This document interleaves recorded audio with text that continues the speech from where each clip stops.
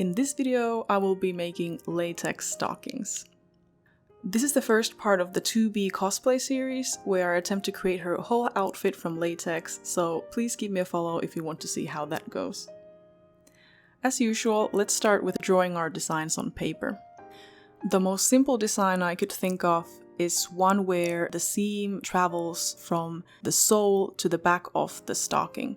But when I was researching commercial latex stockings, I didn't see this kind of design anywhere. So I thought that maybe there's a reason for this, and the only type of designs I could actually find were the ones where they would have a separate sole and two seams running on both sides of the legs. However, since I was working with transparent latex, I didn't want those side seams. So I started to look into fabric socks and how the patterns are constructed for socks that you want to sew together. So I found this free pattern where there's a separate sole and there is a seam running at the back of the leg. So I took that sock pattern, and next I just needed to figure out how long did I want the leg part to be and how wide do I need to make the leg part. Now for the horizontal measurements, since we have a half pattern, we need to divide those by 2. And here I have already drawn the foot part, and I'm using the heel part as an indicator for where to measure how long we want to make the leg part. I'm also using that for the rest of the vertical measurements, and here I'm marking down where the widest part of my calf is, and I guess you could also make the leg fairly tubular. I just decided to do this because I saw a lot of commercial stockings having a contoured area for the calf, but as you'll see later in this video, it might not actually be necessary for the stocking to fit your leg properly. Here I'm using a tape roll to help me to create a more softer curve for the calf. And keep in mind the thickness of your latex and how do you want the stockings to sit on your legs. Now that we're working with latex, we usually want the latex to be fairly skin tight.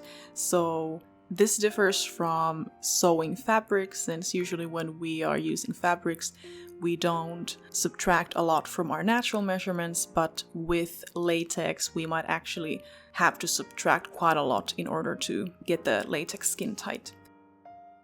Once I've finished drawing the leg pattern, I'll then proceed with drawing the pattern for the sole.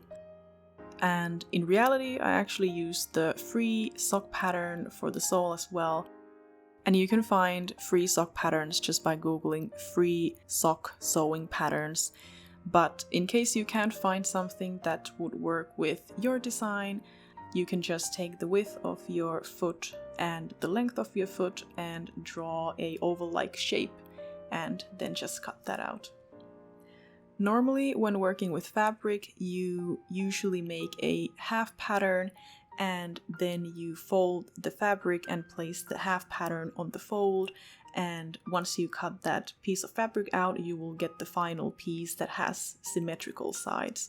But I wasn't sure how latex behaves when you fold it, so I decided to fold the pattern paper instead and cut the pattern in the final shape.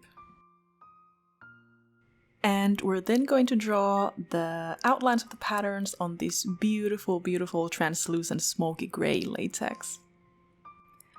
I'm using a white gel ballpoint pen to draw the outlines, and I'm keeping the patterns in place using fabric weights. These are just glass fabric weights that I ordered from Amazon. And I'm also using a ruler to get those straight lines straight. So the circumference of my foot pattern is actually a bit smaller than the sole pattern. So once we start gluing these pieces together, we actually need to stretch the foot pattern a bit more. To make this a bit easier and keep the gluing even, I've added these markers that are actually included in the pattern that I downloaded online. However, you can also do this by just dividing the pieces in equal parts, and then once you start gluing, try to match those lines together. Next, we start cleaning the seams with solvent, And now that we are working with the solvent and the glue, remember work safety and proper ventilation. Also, depending on how you want to glue the pattern pieces together, you might want to transfer the markings on the opposite side of the latex piece if it looks like you would have to erase them with the solvent. Before I start to add the glue, I tape the latex on some masking tape, so this should prevent the latex from curling when you add the glue on it.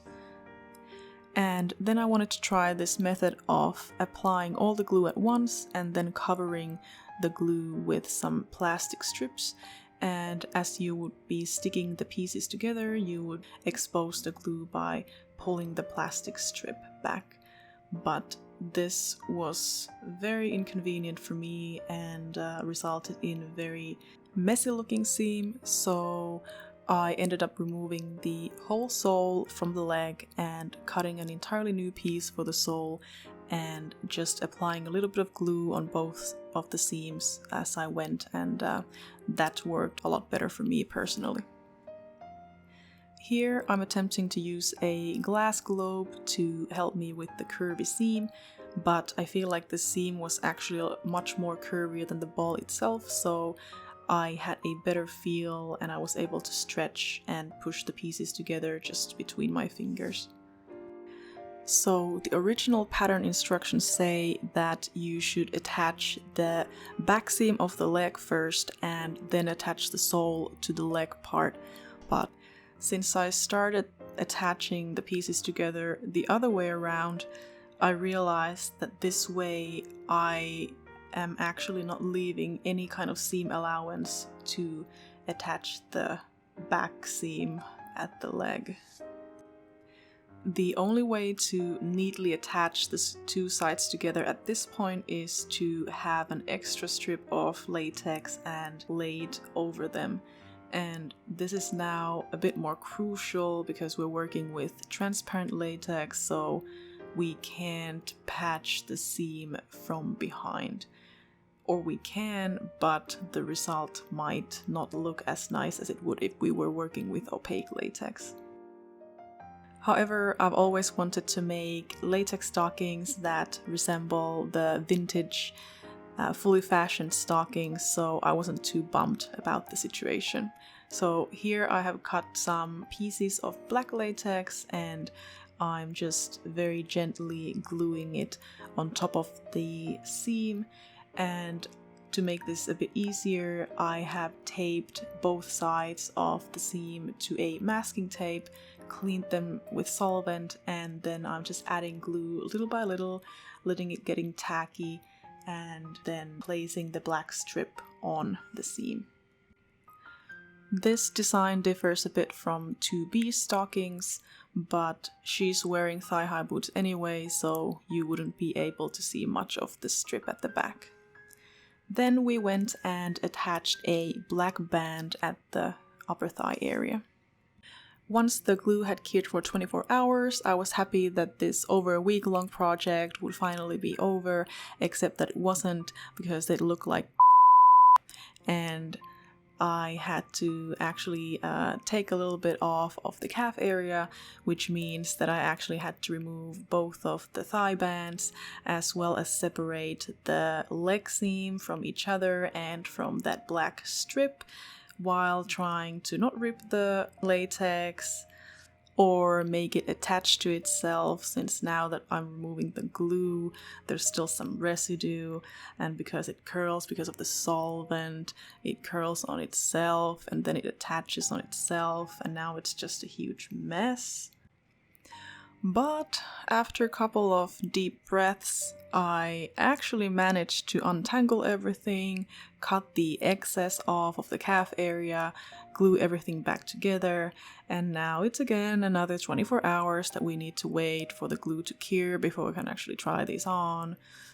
But this is what they look right now, and ta-da! They actually look quite good right now. So I'm very pleased with the results, really like them, but I would probably try some kind of other approach with these socks. I would probably try the design number 1 that I showed earlier in the video, That would at least solve the problem that I have with these stockings. So if I'm wearing heels like this, you can see the seams that come out of the shoes a little bit. With a more opaque latex, that wouldn't really be a problem since the seams would all kind of blend with the rest of the latex, but with this translucent latex, it's very important that the seams look very neat, or otherwise it kind of ruins the whole look. But overall, I think that this is going to work very well for my cosplay costume, and I hope you liked the video. And if you did and want to stay tuned for the rest of the 2B cosplay series, please like this video and hit the subscribe button, and see you next time. Happy crafting!